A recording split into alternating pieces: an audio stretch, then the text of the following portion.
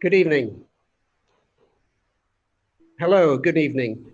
Depending on where you are joining us from, I guess it's good evening or good afternoon, and welcome to this digital talk as part of the RIBA and VitrA talks. Also, it's part of the London Design Festival. Thank you for joining us. And this talk is with Audun Opdal and Susan Carruth of the architecture practice 3XN, with their partner and research organization, GXN. We're thrilled to be streaming Audun and Susan direct from Copenhagen from this talk, whilst the rest of us are based across the world, some at home, some perhaps even in the office. As I briefly mentioned, this is part of the London Design Festival 2020, but it also coincides with People, Place and Planet, a wider series of online RIBA events throughout September with a focus on sustainability. Tonight's talk continues our ongoing RIBA and VitrA talks series, which continues to showcase the best in contemporary, established and emerging voices in architecture. Over the past 2 years, leading architects have been speaking in this series at events taking place in London, across the UK, and also internationally, with a number of events in Istanbul. Thank you, therefore, to VitrA Bathrooms, who are partnering with the RIBA by sponsoring this prestigious event. Now, I first came across 3XN, GXN when I visited Copenhagen, must have been about 7 years ago, I guess, to give an RIBA award. We eventually decided to give it an award to the Blue Planet Aquarium there. And I was really privileged both to see that building, but even more interested in some ways to see the office of 3XN, GXN, and to visit the upstairs area there, because at that time they were in a slightly different office. And the attic space, I seem to remember, was a kind of hive of activity of research that was supporting and in a way sponsoring the architecture below. It was a very exciting dynamic between architecture and research. So the practice, as you probably know, is known globally, founded in 1986, 3 decades of very human-focused architecture. Amongst the most high-profile projects are the IOC headquarters in Lausanne, new fish market in Australia, which we'll see something of, and the Blue Planet Aquarium in Copenhagen. And now with offices also in the UK and London, we'll see their work emerging in Broadgate. The research work is based around behavioral design, around the circular economy, sustainability, and around digital design. And tonight's talk will last just over an hour with a lecture by Audun and Susan, following by a chaired conversation. We've collected some questions in advance, but if you have any more, do contact us and we'll try and feed them into the process. Contact talks@riba.org and we'll collate them for inclusion later. So I'm going to hand over to Susan and Audun soon, but before that, I've just got a couple of housekeeping points. Firstly, we are live streaming tonight's event, which means we can't see or hear the audience. If you experience any issues or have any queries, please email talks@riba.org and someone will get back to you. If you are a social media user, feel free to use the hashtag RIBAVitra. That's all from me, and I'm very happy to hand over to Audun and Susan. Well, thank you very much, Peter. We are honored to be invited to participate in these talks. And today, obviously, as Peter said, we will talk about 3XN and GXN, but more importantly, how we combined research and practice. Our office is located here in Copenhagen. This is where I'm sitting at the moment, doing this talk, essentially. We are all kind of located in one big space, but we also have other offices, an office in New York, Sydney, Stockholm, and now also London. I think, you know, we've been through a pandemic now, but obviously we've already started earlier working overseas via video and all of that because our different locations. And therefore also in our offices, there's quite a few nationalities, people from different cultures. GXN, for example, also have over 100 funded research projects. And I think that is something that is quite unique with our practice. It informs all our work and works as a design driver in our approach to architecture.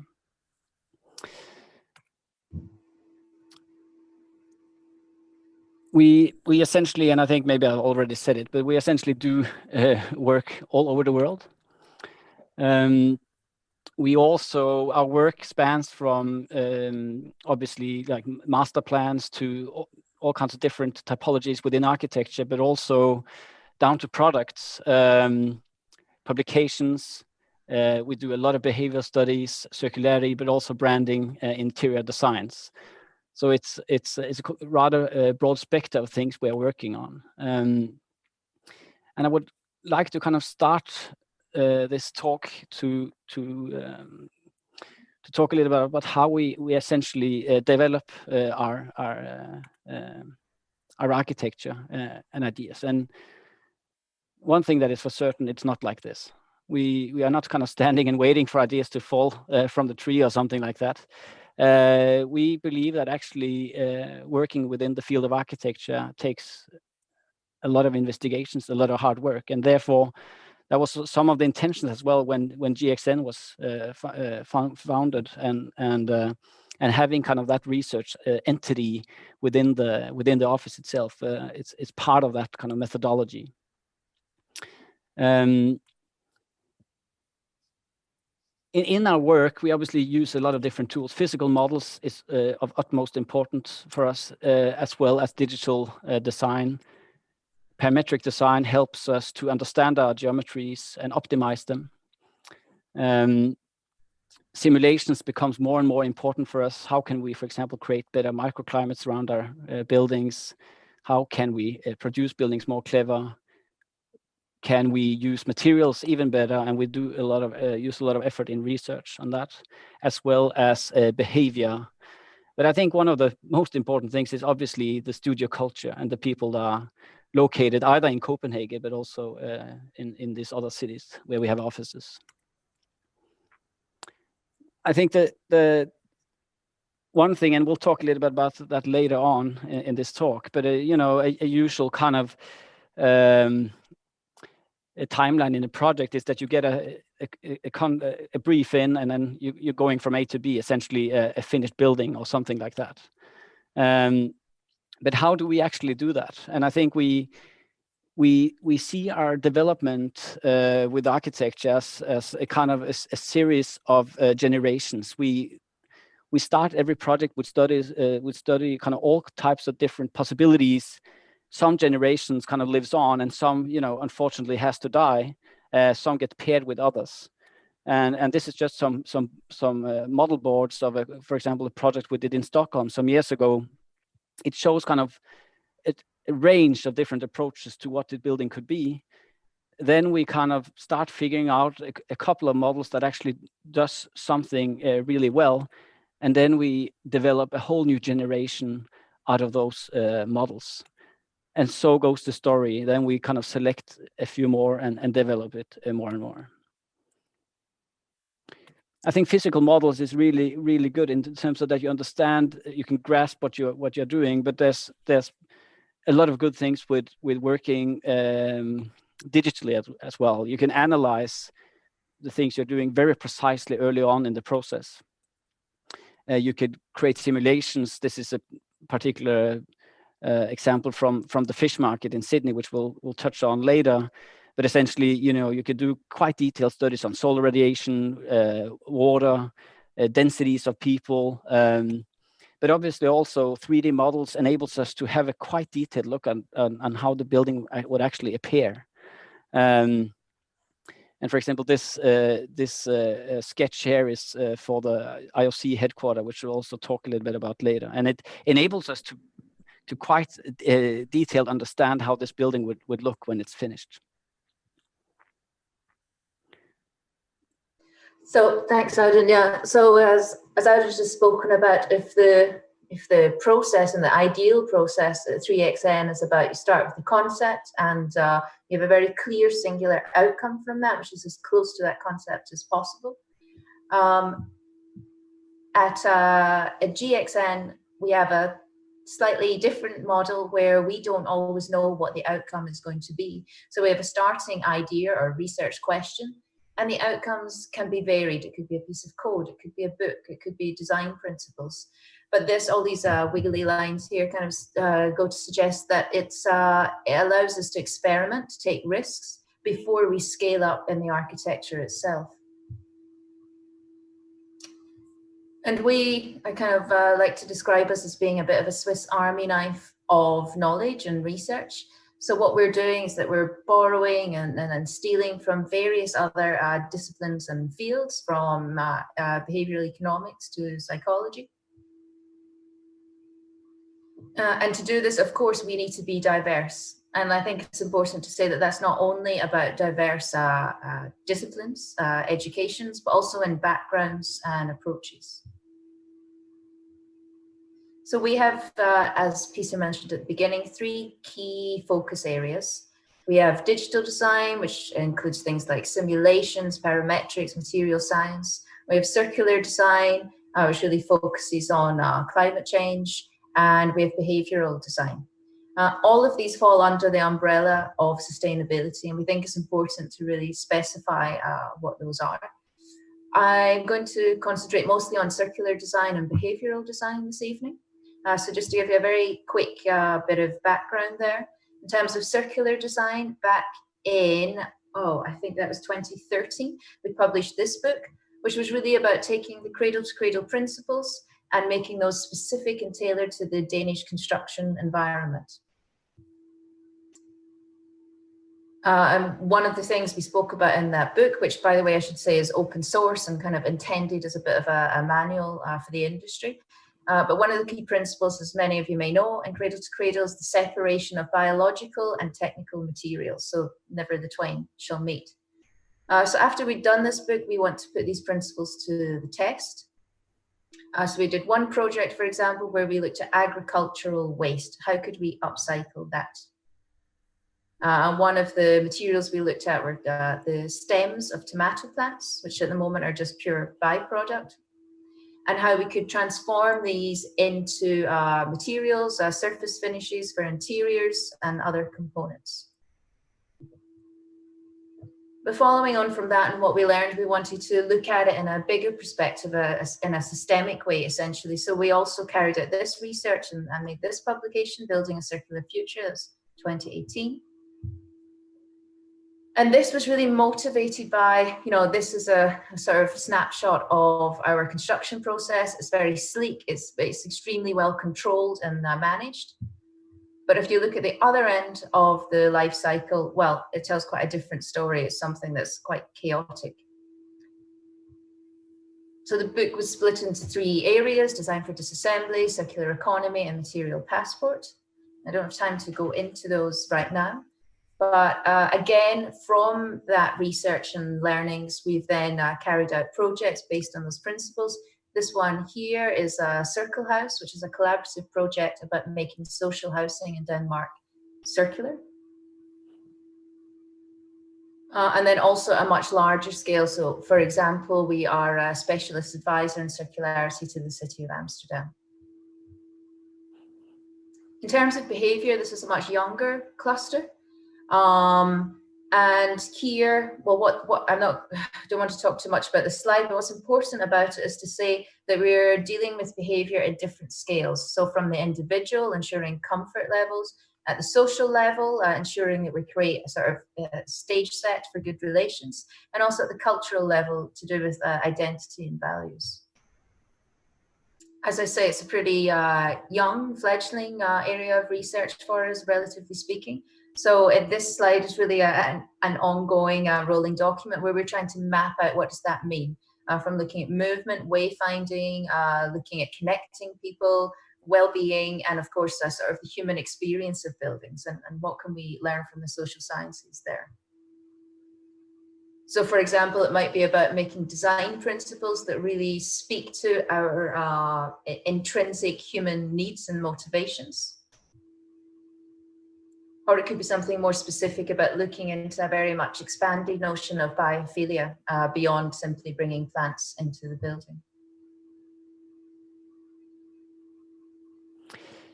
Yeah, and I think what is important to us is that all of this that Susan just talked about should be part of architecture as well.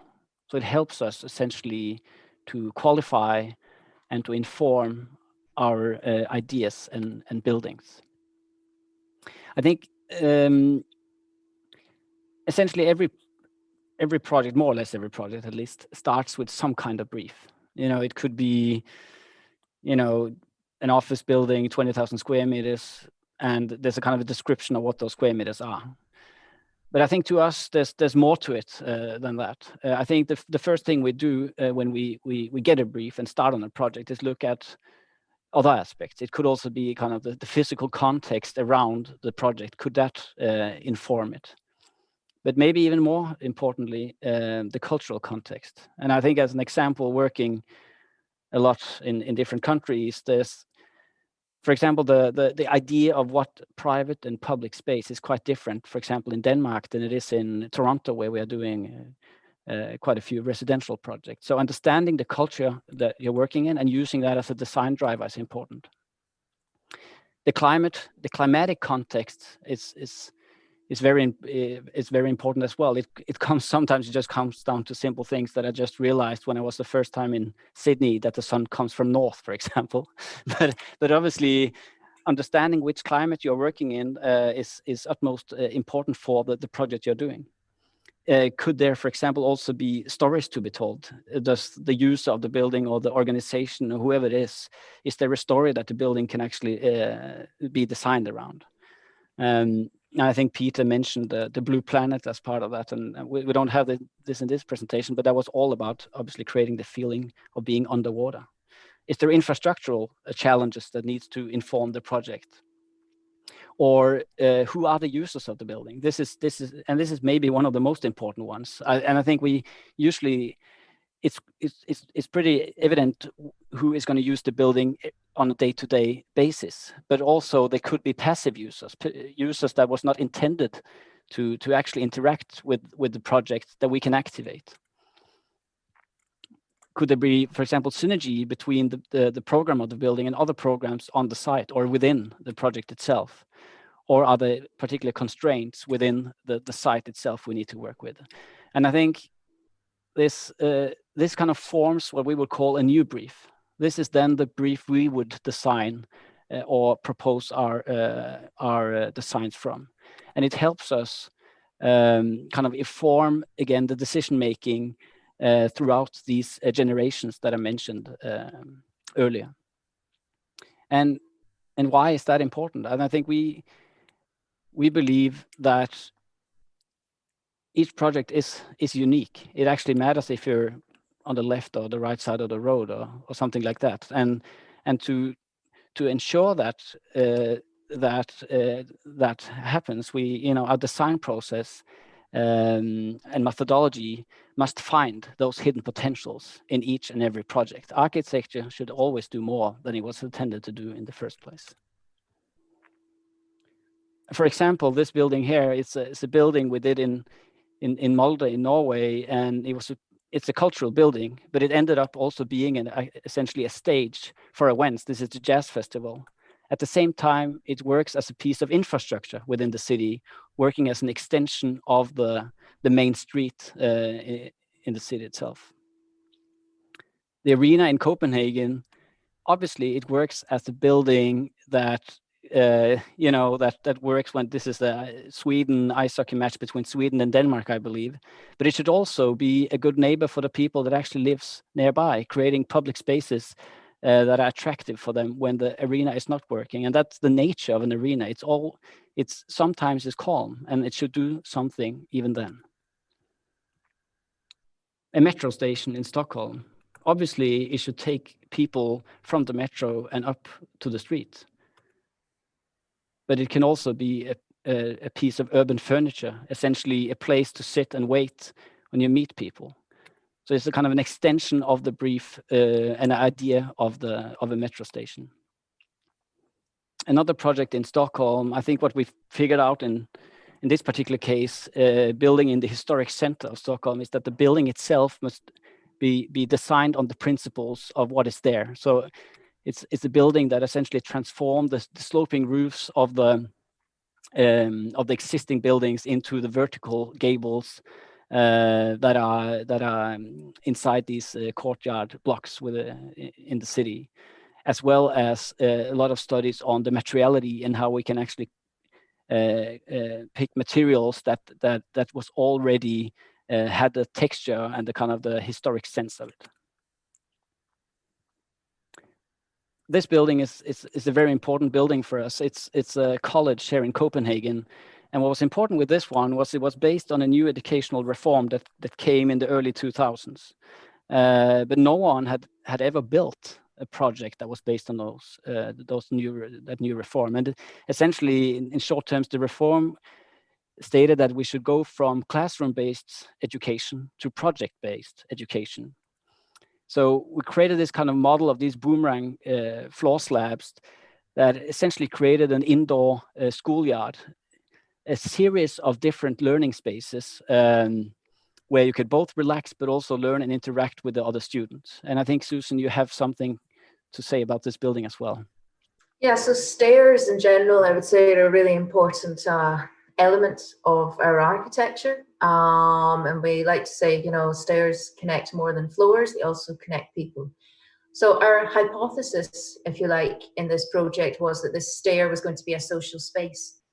But where we write about that, this is where post-occupancy evaluations become important to us. And in fact, we carried out a PhD, or as a social psychologist worked with us to create this PhD. A big part of that was about going back to a number of our buildings that all had in common a really central, quite spectacular staircase with an atrium, and seeing, well, how do they work in practice? So she carried out lots of very detailed field work, observations, interviews, and so forth. And what she did here, and you can see a sample of, is how she starts mapping where people are, for how long, and importantly, what are they doing there. So through analysis of this, she could see that there were different reasons, apart from obviously circulation, that people were using the stair. Were they waiting for someone? Were they looking to spot someone they know, or were they stopping to chat, and so on? And one of the key findings from these post-occupancy evaluations was that while the stair itself plays an important role in terms of aesthetics and inviting people to use it, it's the landings themselves that are incredibly important from a social point of view. And it's quite logical in a sense that you go up the stair, you meet someone, and you want somewhere that you can step aside to have a chat, or you want somewhere that you can stop and stare or wait without feeling uncomfortable. So this idea of the importance of landings was a key finding there. And this has been important to us because we've then transferred and transformed these findings into other projects. So for example, this is the IOC headquarters in Lausanne, which opened last year. And we took these findings really seriously here and made them bigger, unfolded and expanded them. So the stair itself was very important from a symbolic view, from a sort of embodying the cultural values of the Olympics, because we take the 5 Olympic rings and transform it into these 5 separate circular stairs moving up the building. But importantly, it also allows us to take the landings finding and amplify that. So because of the circular nature of the stairs, one has to walk around to go up to the next story. And that means then that the spaces in between, oh, sorry, let me just see if my slide is, yes, there we are, sorry. That then means that as you walk around, that what otherwise would be just a bit of pure circulation, a small landing space, becomes a space in and of its own right. Somewhere that people can wait, somewhere you can take some respite, And it really encourages people to move more as well. And we all know that movement is a key part of health as well. Yeah, no, I think it's this particular project is a good example of how our kind of research and post-occupancy studies of the college kind of informed the design process of how those internal spaces should be. But there was also other things with this project that was important to us. First of all, it's located in a park. And what we really wanted to do was kind of this building to blend into the landscape, and did a series of studies of what that could look like. For us, it was all about integrating that, but also breaking down the scale. So essentially, the first floor is kind of part of the landscape, and the three upper floors are kind of standing on top of that plinth. And also for the IOC essentially, it's all about movement. It's all about sports, and we wanted that to be kind of reflected within the geometry of the building, but also kind of creating good workplaces and all of that. So it's a very kind of transparent building that has a lot of movement in it. And here you see parts of the landscape and how kind of that building stands on top of the plinth. In terms of the actual geometry, we did a kind of series of parametric studies with different parameters. This is looking at the cleaning, how you could clean the double facade from within, but also using our workflow to figure out the most kind of pragmatic way to have a facade within this shape. And it kind of created this building. I should say that this is the building to date that has scored the most lead points in the office building. It's a highly sustainable building. And I think there's a kind of story to it as well that you can't really see, which is kind of important. And that is that we essentially reused more or less all of the materials that were in the existing structure that was at the site, using it in the slabs and the structure of the building itself. And this is something that we are doing other places in the world. So now we're going to go to Sydney. I think most people would know the building to the left there, the Sydney Opera House, also done by a Danish architect some years ago. But here we are working, currently building the Quay Quarter Tower in Quay Quarter in Sydney. And what is interesting here was AMP invited for a competition where the idea was that the structure of the building should be kept, and around that it should be created kind of a new office building extending the floor slab to the north. And looking at the site, essentially there's a building in front of us, but the lower part can actually see another icon in Sydney, the Sydney Harbour Bridge, and the top part, when you kind of are over the building in front, you can then start to have views of the bay and the Sydney Opera House. And that was essentially what informed our diagram of this building, essentially a rotating north elevation, kind of facing the Sydney Harbour Bridge, and then when it comes up, starts to look at to the north to the Sydney Opera House. In addition to that, we kind of broke the building down into smaller mid-rises, you could say, creating possibilities for outdoor spaces when you elevated outdoor spaces, but also breaks down the scale of the tower itself.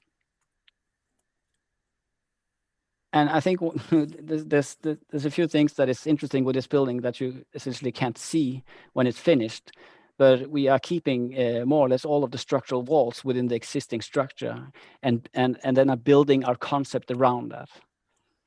And this is some photos of the site some months ago, where you can see the new building, the new structure closest by, and the existing high-rise structures behind.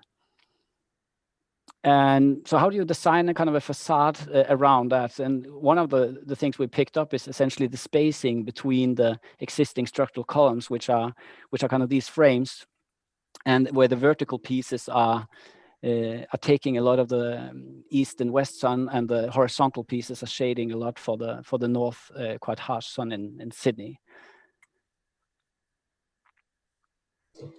So this strategy had quite a lot of benefits. One being that it allowed us to save over 7,500 tons of CO2.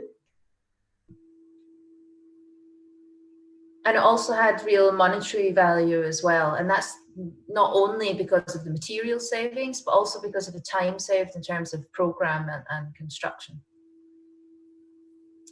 One of the key things in the brief was that the client wanted that when one arrived out of the lift into a lobby, that there was direct views out, these spectacular views that Audun's just been talking about.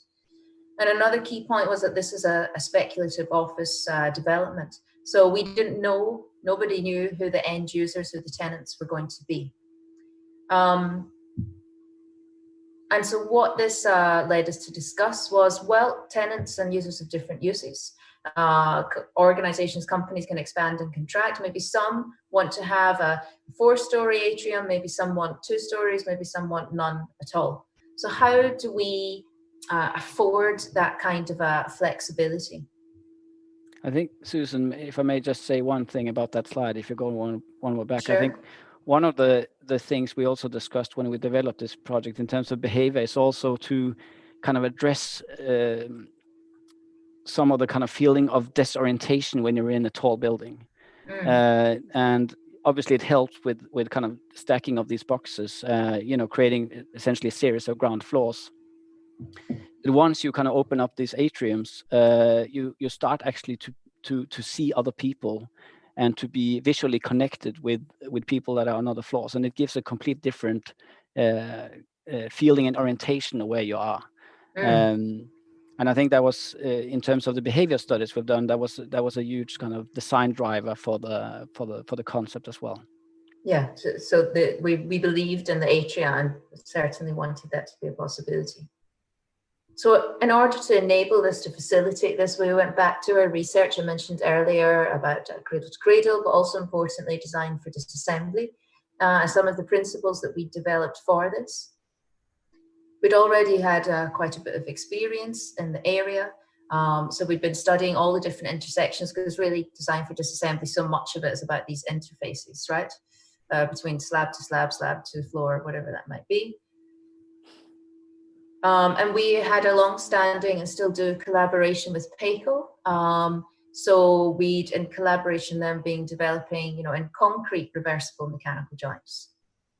Also looking at steel design for disassembly joints, where you get rid of any of the sort of cementing in and the wet trades. But in this particular project, we looked at this palette of ideas and came up with a really very simple, quite elegant solution, which was to allow these soft spots for atria at the perimeter of the slab, just outside the lift lobbies. And these soft spots, a number of important things. One is that they were all constructed out of standard steel elements, nothing bespoke there. Number two, that rather than any sort of welding, everything was spliced together. It was reversible joints, mechanical. And three, and perhaps most importantly of all, is that all of the steel pieces were sized to be able to fit in the regular goods lift. And what this means is that if a tenant does want to remove an atrium or put one in, that the building doesn't have to shut down. There's no downtime whilst that happens. Everything can continue functioning as usual. And you can see this is on site at this very moment. And just to bring it back round, really, I mean, what this does is it allows us to have spaces like this. Now, this is important because it allows for this flexibility and tenant choice, user choice. But as Audun was mentioning, we really did believe in the importance of allowing for these atria to exist, because we know what this means for encouraging knowledge sharing, social interactions, and well-being in terms of daylight and so forth as well. So I think what's quite interesting about this project is, I mentioned at the beginning, we have these three focus areas: digital, behavior, circular. And what you can see here is that this is, we're now talking about the overlap between the behavioral and the circular in this case. And for us, that's where there's a lot of real meaty stuff to be investigated and developed. Yeah, and I think if we just go back one slide there, I would also like to say that this project essentially is also starting to talk about vertical flexibility in office buildings, whilst I think we've been talking for decades about horizontal flexibility, whilst this project is trying to actually do it in both ways, both obviously horizontally, but also vertically, being able to connect floors or disconnect floors while tenants move in or move out, or their needs change over time. And I think that is one of the key points to actually have building be standing there and be relevant for a long time. Which the existing high-rise, essentially in this particular case, it was a very good structural building. Therefore, it can be reused. And I think we should try to design our buildings for those certain types of situations in the future, because eventually the least sustainable thing you can do is build a building and tear it down a couple of years after. And I think some of the ideas of the behavior is something that we've taken with us as well to London here at 2 Finsbury Avenue, part of the Broadgate campus, and we're very excited to be working on a project in London alongside our client British Land, and it has truly been a fantastic experience, I think. And I think one of the initial ideas when we were approached by them to come with our kind of take on this project was to say that when we look at this project, we kind of spanning in different scales. Obviously, the users of the building here, we need to kind of create differentiated and good workplaces, but also look into how we can kind of within this building create a kind of a campus feeling, as well as being part of a kind of a larger, greater area in the London skyline. And one of the quite, I think, fun investigations we did in the beginning was looking at how kind of people see the campus in itself. And it was clear to us that there was a lot of different qualities and activities happening there. And if we then kind of look at what a campus is essentially kind of a series of buildings connected with public spaces or social spaces or green spaces. And what we really wanted to do was kind of translate those qualities into a building. So the building is kind of based on the principle that it's a series of connected volumes with spaces in between where people can do other things or interact, or social spaces, and it kind of arrives at this volume here, where we have created a building that starts to kind of show off its activity. It reads as a building where we are highlighting certain areas in the building that something different is happening, and in that sense it becomes kind of a vertical campus, you could say.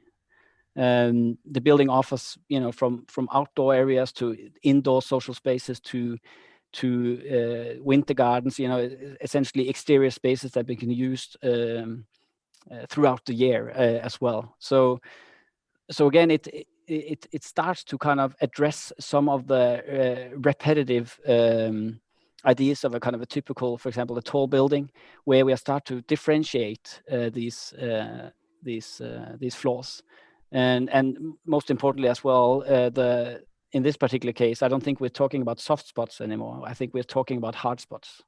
So all of the structure needs to be flexible, to be disassembled or reconnected again. So GXN were separately commissioned by British Land to carry out research across behaviour and circularity.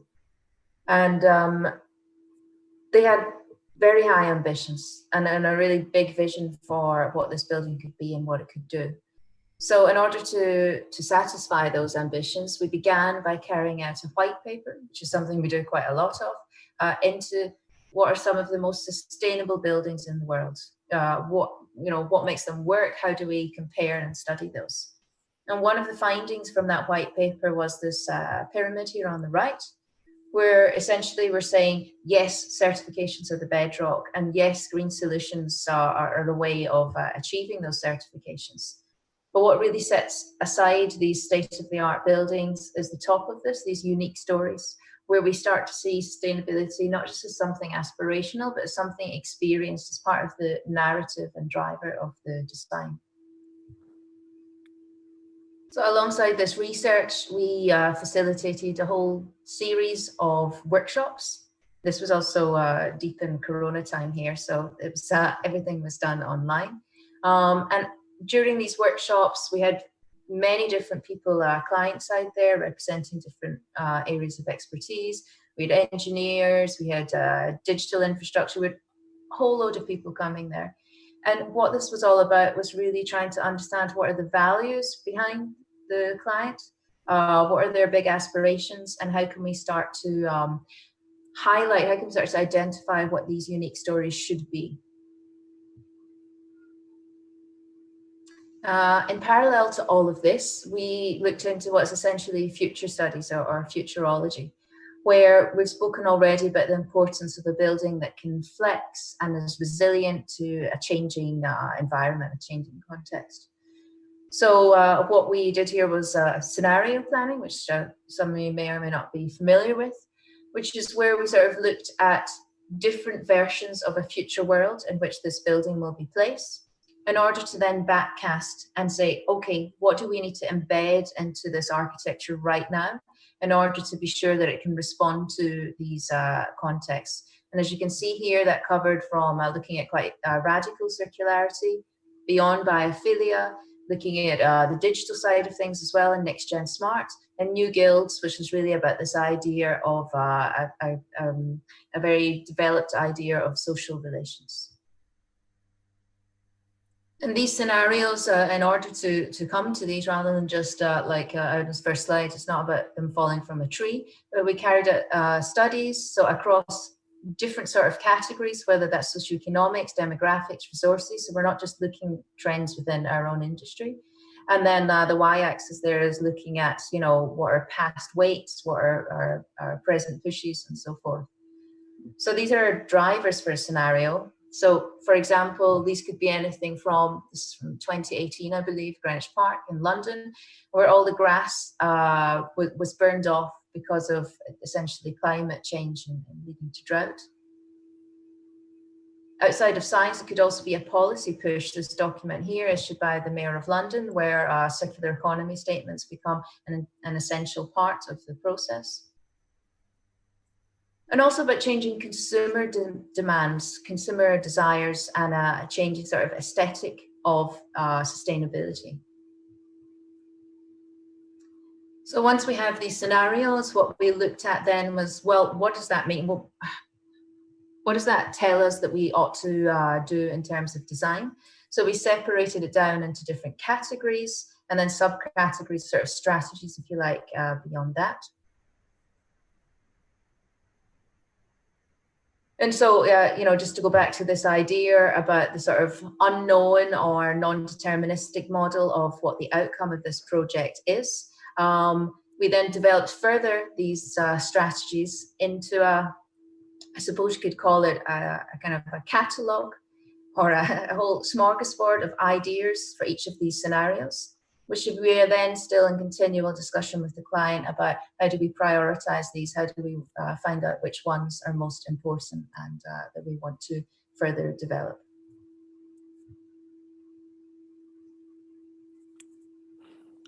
Yeah, and I think so.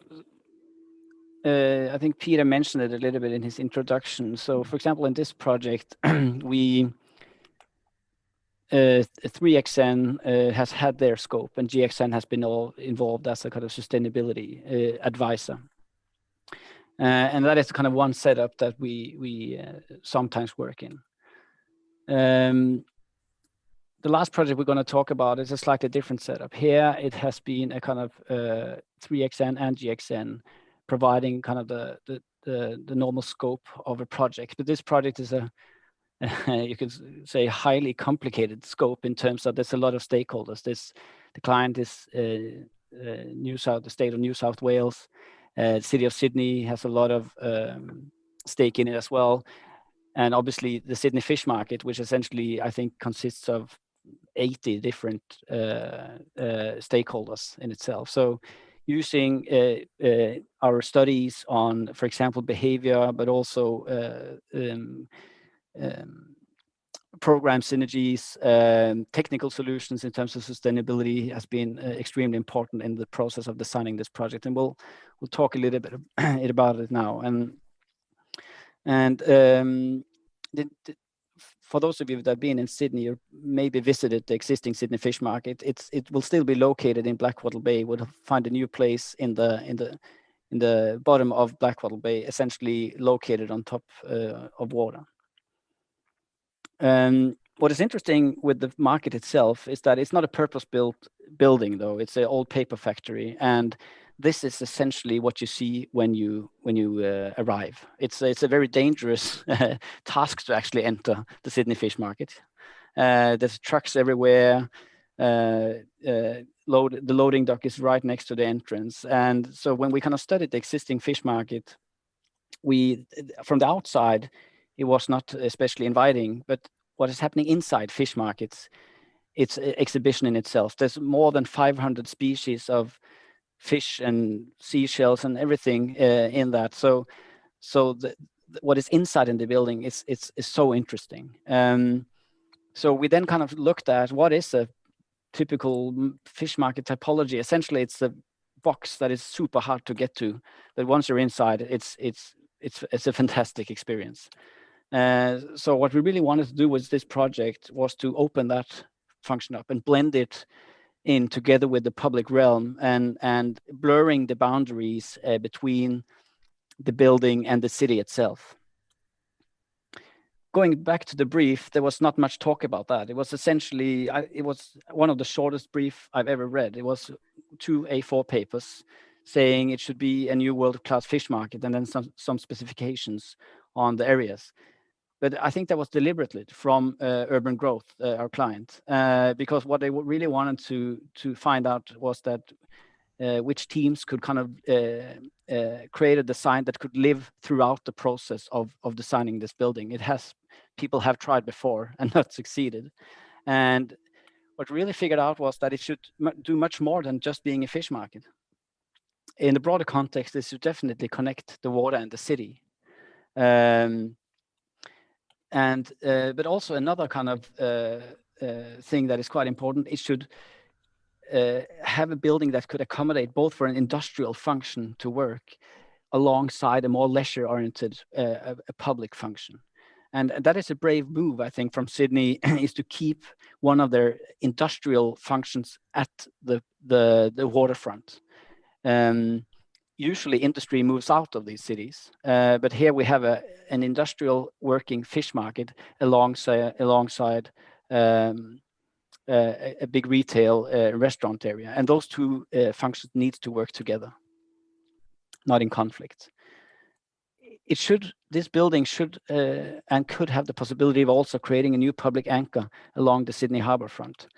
And more importantly, it should also connect and contribute to not only me, that usually would be there for work or as a tourist, but create good conditions for the workers at the market, or the customers, that the restaurants that comes in and buys fish for their at the wholesale, but also the local residents.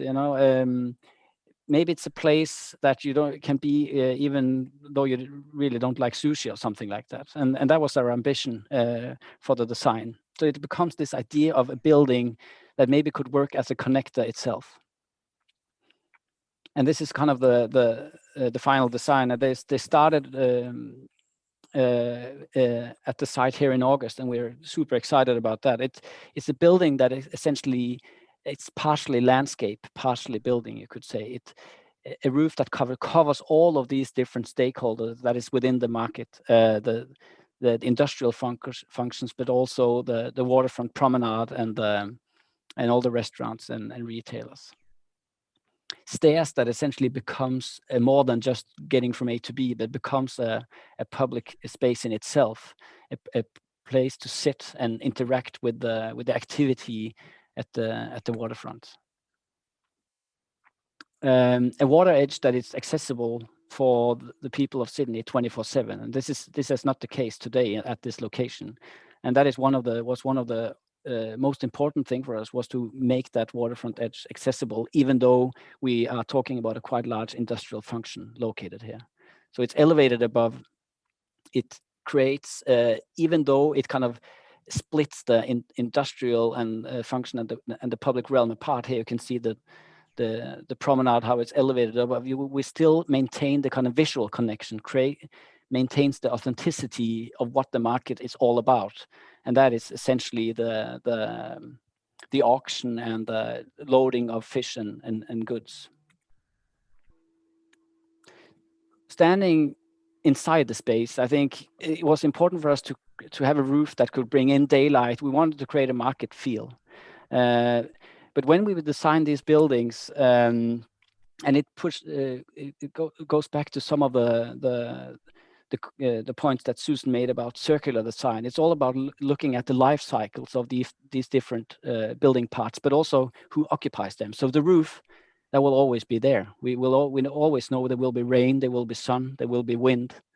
But what happens under, retailers will change. They will grow, they will retract, they will come in new tenants, and so on and so on. So therefore, the entire structure under this roof is designed for disassembly. It can be changed over time, moved around. And I don't think if we didn't have that concept within this building, the building would not be relevant as well in the future. So essentially, we designed a concept that under this roof, it's a kind of a series of modular systems that could potentially accommodate a lot of different activities, from more kind of recreational oriented spaces to more kind of typical restaurant spaces. Audun's spoken about this being really a piece of civic architecture. So, you know, there's retail, there's industry, there's cultural. So what we really wanted to take very seriously is how to signal and how to attract people and invite them into this as a piece of the urban realm, essentially. So what you can see here on this slide are a number of what we call social affordances, which actually was something that also came out of a PhD, whereby we look at ideas like variety of scale, about sensorial stimulation, about connection between inside and out, and so forth. So that we could be sure that this building was really communicating with all the different user groups as and inviting them to take part in this experience. We also looked, you know, there's a sort of critical mass you need of people to be visitors in order to make a building feel lively, in order to have, you know, have that buzz that does make it part of a cultural experience. So what we did then was also a very different sort of simulation from the solar and wind that you often consider. So here we looked at different times of day and different seasons. What were the projected figures of visitors? And from this then ran a density simulation, I guess you could call it, for these different populations to see, was it going to be on one hand either too busy or too empty, and how could we design for this the right sort of critical mass of crowds. And I think, and Audun, correct me here if I'm wrong, what this led to was us actually suggesting and the client agreeing to reduce the footprint of the building by 25, 30%, is that right? Yeah, something like that. I think we, while studying actually the density and the number of people that would be there at a certain times of day, we, together with the client, figured out that the building should actually be smaller than it was intended to be. And I would argue that that is actually a quite sustainable way of developing a project, because yeah, absolutely. no one should build a project that is not fit for its use. And it's a quite easy script, this one, but it's a very visual script. You know, just to populate your models with the number of people projected. So also thinking about how the life of this building and how to again squeeze every last drop of value out of it was driven by this. This is the fish market opening, the auction hall opening, which starts at 3 a.m. and finishes at something like midday. So we then investigated, okay, how can we make sure that these spaces have multiple lives at different times of day?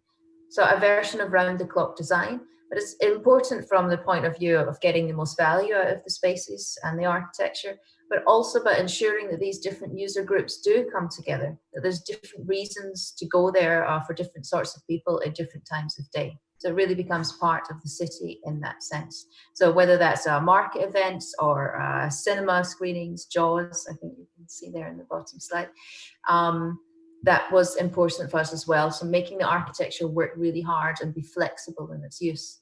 And what this allows us to do, I really like this slide, because you can see here that we have parallel worlds that usually wouldn't meet, but here they are coming together because of the architecture, because of the transparency and flexibility of that.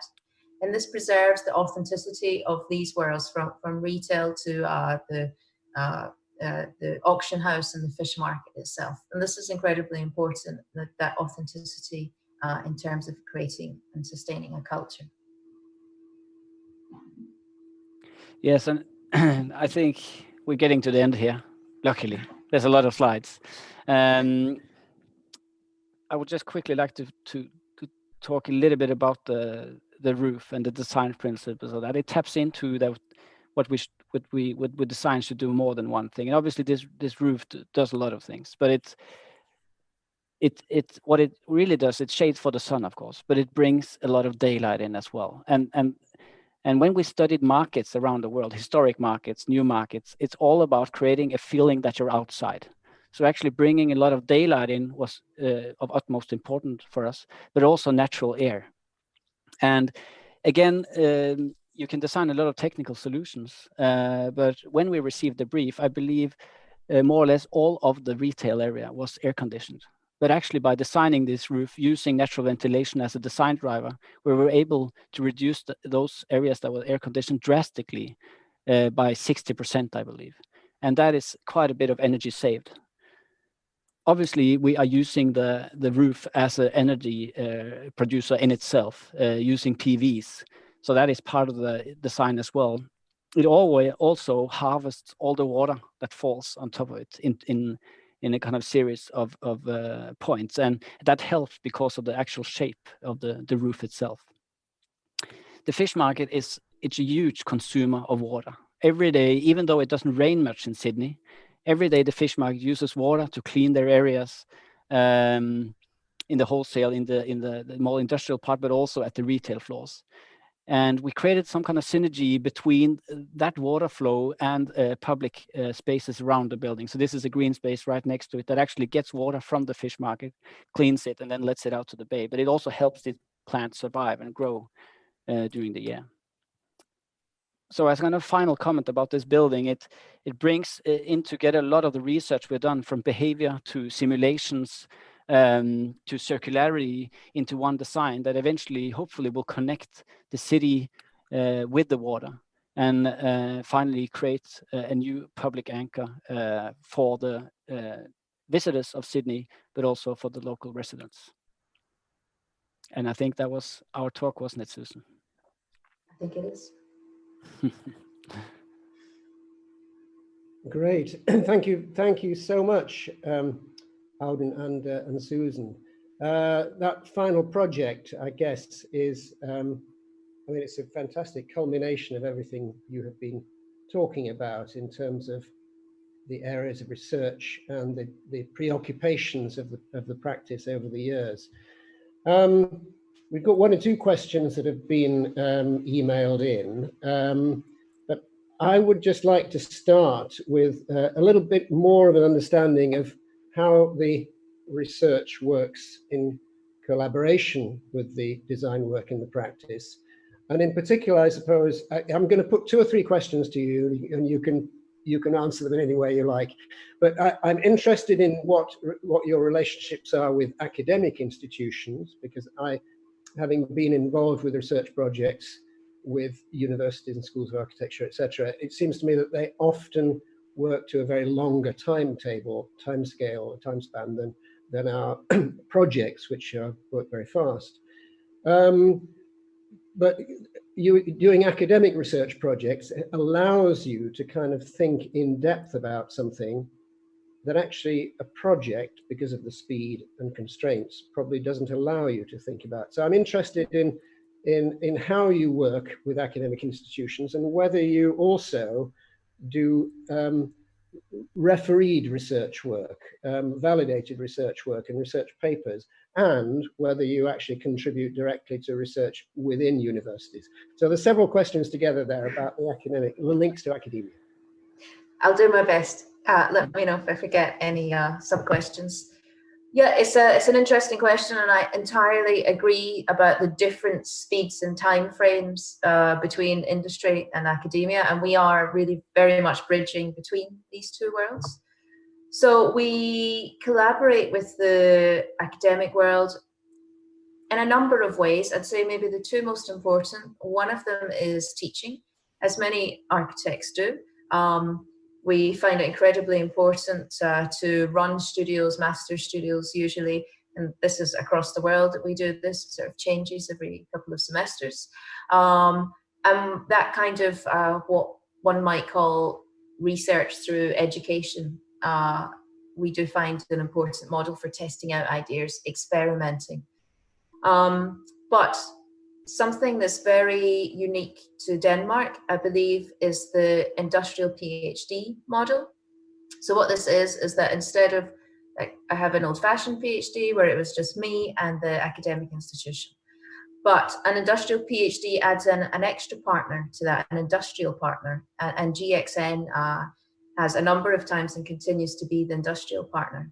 Now, what this allows us to do is to take a PhD or indeed a postdoc, to do very in-depth, deep dive, long-term academic projects, where we are also a part, though, of setting up the research questions, of contributing to the outcomes and the methods. So, for example, at the moment we have 3 running, one with Bartlett in London and a couple here at the Royal Academy in Copenhagen. And we find it an incredibly important counterbalance to much of our faster, purely industrial research.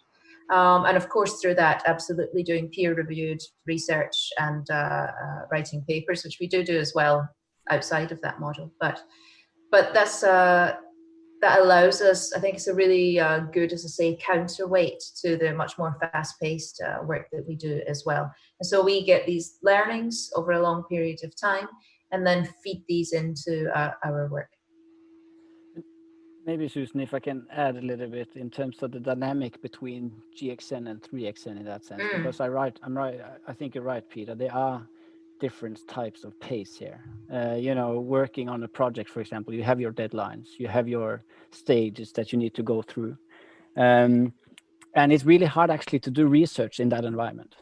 That is one of the reasons that GXN is their own entity in the office.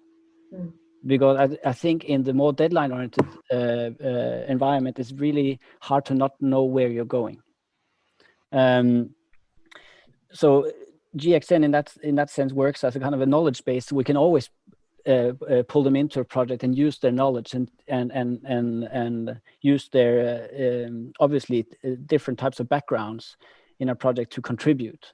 And I think when I will always remember this, because when we presented when we're down for, and pitched for the Sydney fish market, we had a presentation that was way too long. Obviously, we had, I think we had like 250 slides, and we had 50 minutes, and it was so much in there. But essentially, 50% of it was not about architecture at all. It was about all other aspects of what this building should do. And I think the jury chairman, he said in the end, "Thank you very much. That was a very intense experience." And we thought we've lost it. But I think actually that's why we won it. Because I think, as we see it, architecture is much more than some walls and columns and a roof. It should do much more than that. And I believe our research and our curiosity of possibilities within projects, but also within the academia is contributing to that. So I can see that must have been quite infectious to sort of have that all of those ideas presented, and it obviously worked for you. Just following up a little bit about the relationship between GXN and 3XN, I'm interested. I mean, from my own experience, whenever we say, whenever I talk to people in the practice and say we'd like to do some research work on this, you know, hands shoot up all over the place particularly amongst the recent graduates and whatever. There's a real keenness to get involved in research associated with design. Mm-hmm. Am I right in saying that the employees, put it that way, of GXN are different to the employees of 3XN? Do you share people? Do you have, I mean, does one organization buy research, does the practice buy research from the research group? Or, I mean, how does it work from a business management and personnel management perspective? I think in terms of different sorts of people, I will happily admit that us GXNers are the nerds and the geeks and, you know, the misfits. That's not correct.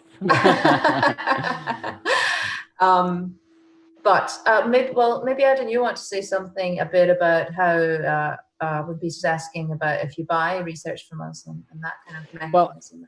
Well, so obviously, so GXN and 3XN are separate companies, so they are kind of methods into that in terms of our. There's one umbrella, presumably. It's one umbrella. That's correct. In terms of the actual work and who's on each project, it depends a little bit on that type of project. Mm-hmm. So, for example, on the fish market, we and that is the world of architecture. You know, you get a scope of services. You have to do this and this and this, and many of these things are not described in that. But we had 3 people from GXN working full time on that project from the beginning. So there, in that sense, you could say the team of architects delivering the scope of services for that particular project was a completely blended group. If we go to the project in London, for example, GXN has their own contract where they contribute on more of the sustainability, working as more of a disruptor in that sense, and sometimes working against us, if I might say it like that. So then it works completely differently. But I think we as an organization needs to be agile in that way. And that's the idea of it. So it's not a clear answer, essentially, Peter. It's working both separate, but also together when that makes sense. I like that. Nerds as well as disruptors. Yeah. That should be our new title.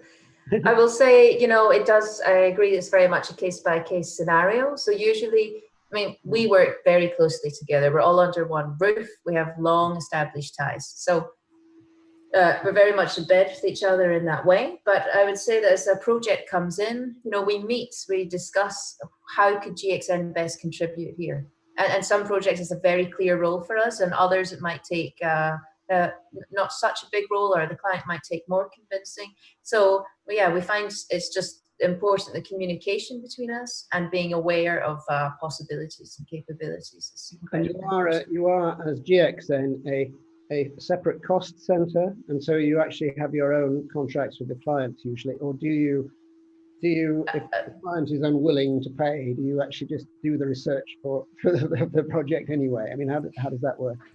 Well, we are a separate legal entity and a separate cost center, as you say. So on some projects, essentially 3XN set aside hours for us, but it's still, you know, it's a 3XN contract that they're then asking us to contribute to. Yeah. And other times that's very much separate, and we're pitching separately as an additional service on top of that. So again, there isn't really a clear-cut answer, but there are different ways of doing it. And I certainly would say that we find ourselves having to be very flexible and to kind of, you know, do that dance and, you know, find different ways of collaborating. Well, and just one thing maybe there, Peter, is that GXN is also collaborating with other architects on other projects.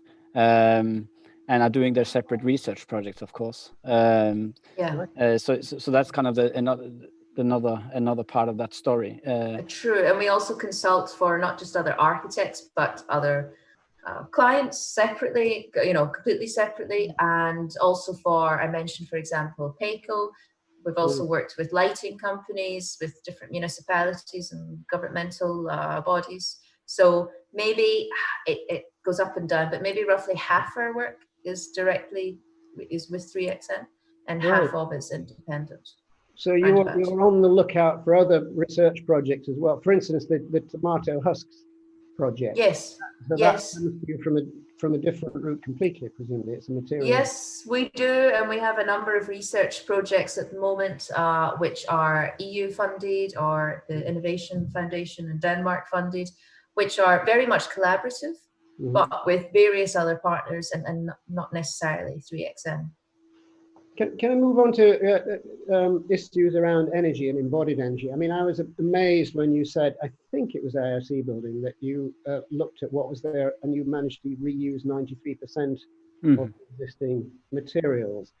I think, I mean, we are only just getting round to thinking about this as a profession, and I think it's it's great to have examples like that, and also like the work that you did on the sort of extension to the tall building in Sydney. But do you actually, when you're asked to look at a site or with an existing building there, do you do a thorough evaluation of the embodied carbon content of the materials, and you measure what is there and see how you can use it? Or on that particular building, did you actually say, okay, well, this is what we have available to us, how can we use it? Was that the constraint on the new design? You could say that we will like to do, if there's a building there already, a kind of a pre-demolition audit where we actually map out the existing building, which parts make sense to reuse, which don't, because it's all comes from a pragmatic place though. Like, obviously we would like to reuse as much as possible, but sometimes it doesn't really make sense. So that would be a really good starting point, where and I think there again, it's a joint effort both from 3XN and GXN. It's for example, circularity is a good example where some of our project architects that are more into details would help along in terms of these technical solutions and so on. So that will always be, I would say, the preferred starting point, and map out what is there that can be reused. But there's different ways of doing it. For example, in IOC, most of it went into the slabs of the building, for example, while in Sydney, the facade essentially on that tower did not perform anything near what it should do. Therefore, that had to be taken down, whilst the structure was really good.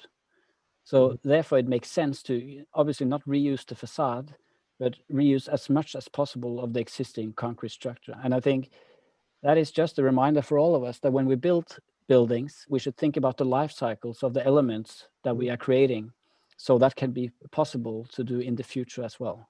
Well, that also links to the discussion that you offered us about the prefabrication elements, the small elements of steel that went into constructing the. I think it was in the Broadgate building, and one of the questions that we had, very pragmatic question, was how do you actually deal with fire codes and fire escape, etc. If you're constantly changing the layout of the existing buildings. I think there was some confusion there from one of our viewers as to how that worked. Yeah. So the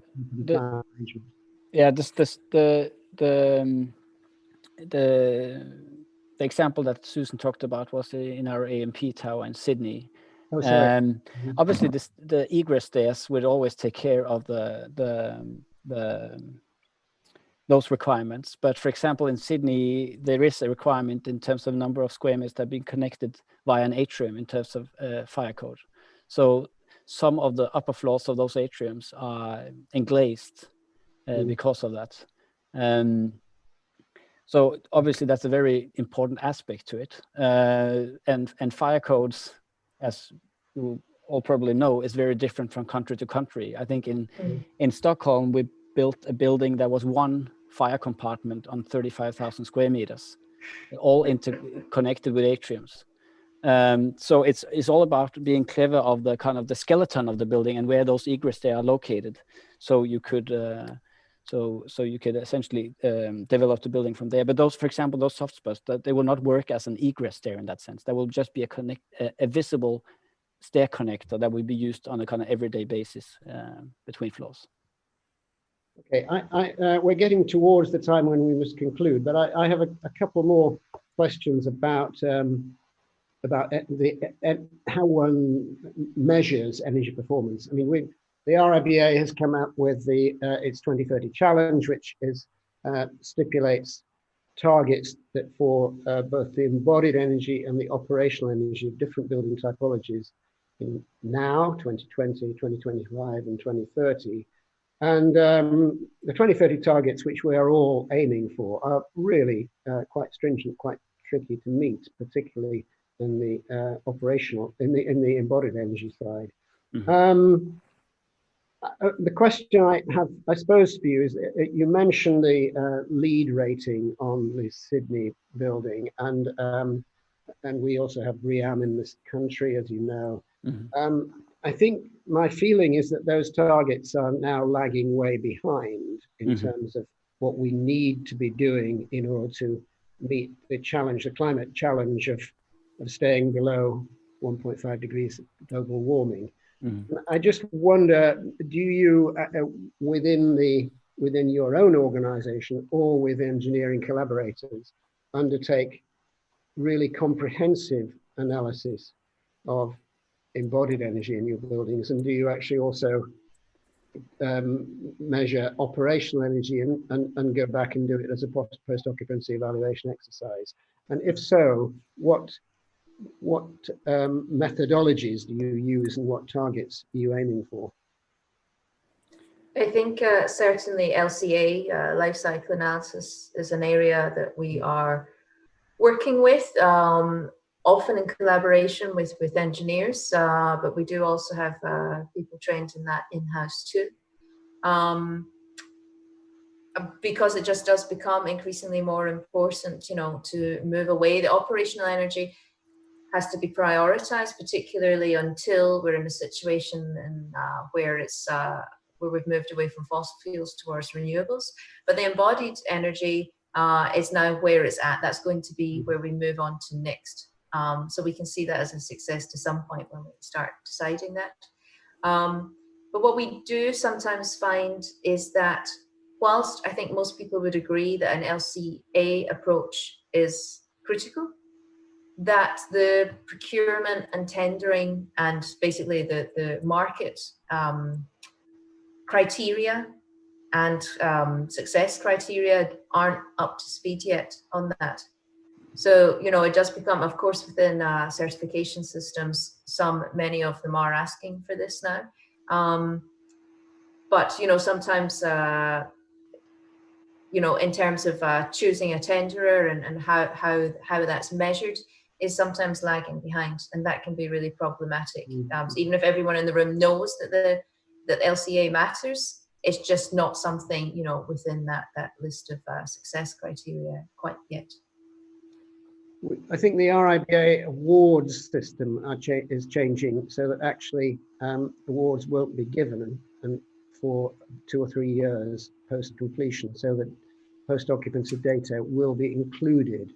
Yes, which is incredibly important. You know, this performance gap is quite terrifying in many ways when you look at how big that can be and how consistent that gap is as well. So yeah, again, as you're rightfully saying, that role of post-occupancy evaluations just grows. And I think as an industry, we have historically been so terrible about going back and reviewing and analysing our buildings, not only in terms of technical performance, but in terms of, as I spoke about earlier, how they're used, how they're perceived in terms of behaviour. So it's something in Denmark in general, and we're certainly on that bus to push this idea of post-occupancy evaluations, both to to do a better job, to add more value, but also to be able to communicate why architecture really does matter and how it can have such a huge influence. And in Denmark, do you have the results of those POA surveys as kind of open source?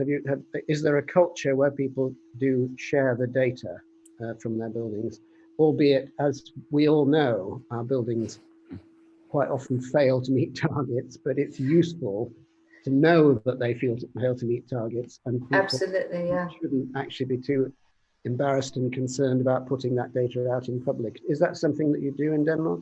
I think it is much more open here. I don't know if, I think maybe you'd agree with that, Audun, but one thing I would say is that the Danish Danskark, I don't know how to translate that, the sort of association of Danish architects employer side, they've recently been doing a fantastic job about publishing POA data and, you know, being very measurable and quantifiable in the impact that it's had.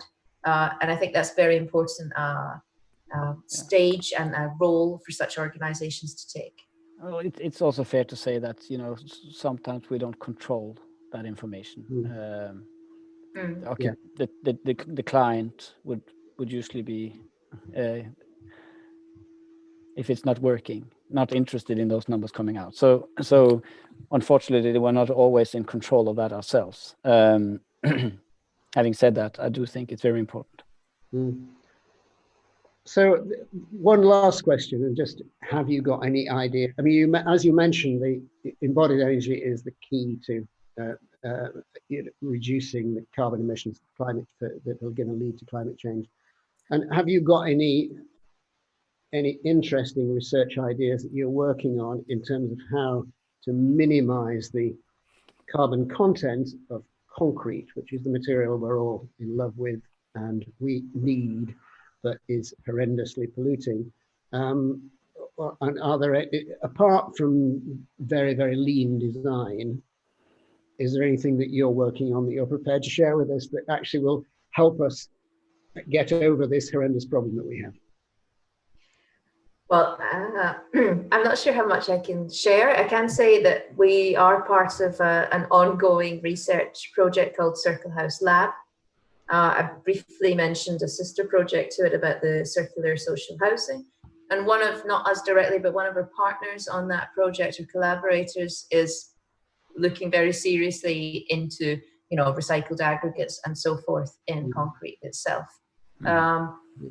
But we do also, you know, we really believe in quite a pragmatic hybrid approach, where we're trying to, you know, reduce the amount of concrete as possible. So for example, through timber construction, as I say, often these have to be hybrid. So there's some concrete or some steel in there. So we're really trying to take that approach also with the urban mining and upcycling. So how we can make the concrete more circular in the future as well. So there's various things there. Yeah, I think you showed some images of that, Susan. I think that is, yeah, you talked a little bit about the actual material, but essentially how, and that's something that we are really trying to push for here in Denmark, where concrete is such a strong. You talk about the concrete mafia essentially over here.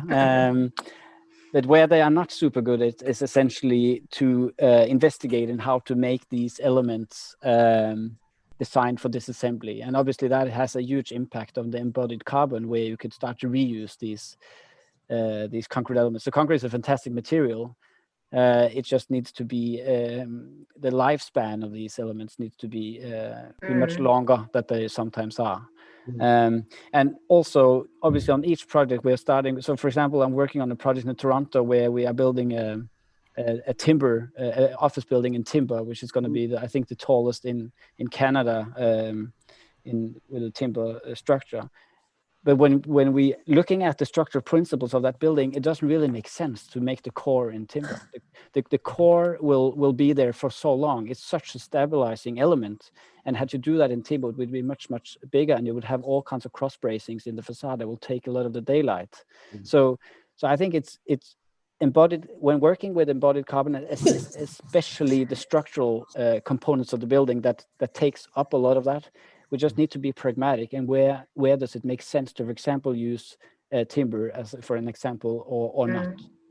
I think also, for just one short additional comment, is that I believe in Denmark anyway, there's something like 89% of construction after demolition is recycled, which sounds fantastic. But actually, if you look at that, it's only 2% of the value that is retained, because most of the time we're downcycling, we're crushing that up, it's going into aggregates, road fill, whatever. So really, I think it's key to think about value, not just volume. So how can we retain the value in this, as Audun's saying there, so that they can go on and have new lives at a component level. So it was not always about downgrading materials there. I think that's absolutely right. And I think that, you know, it's, to me, it's the most interesting stuff that you've said all evening is about this circular economy, about recycling the value in our buildings, not just the materials. I think we could go on a lot longer, and I would really enjoy the conversation. But I think we have promised our audience that we should draw to a close. So I just like to thank you for sort of real insight into what is, I mean, to me, it's a kind of unique combination of research and architecture. It's really focused on innovation, and that comes through in everything that you've said. And for me, you know, we've begun to get into the sort of climate crisis discussion. And to me, if we're going to have any hope of meeting reducing the impact of carbon in the climate and reversing climate change and the biodiversity loss, it's all going to come from collaboration, and the collaboration that you talked about within your own organization, I think, is extraordinary. And it's great that you're looking for other architects to work with, because we'd love to work with you. And I'm sure there's lots of others out there that would as well. So thank you so much, Audun and Susan, and thank you to our audience out there. We hope you enjoyed it. And thank you to VitrA and to the RIBA. There'll be another one of these shortly, which will come up on the screen. But good night, everybody, or good afternoon, or good morning, wherever you are. Thank you very much, Peter. Thank you. Thank you all.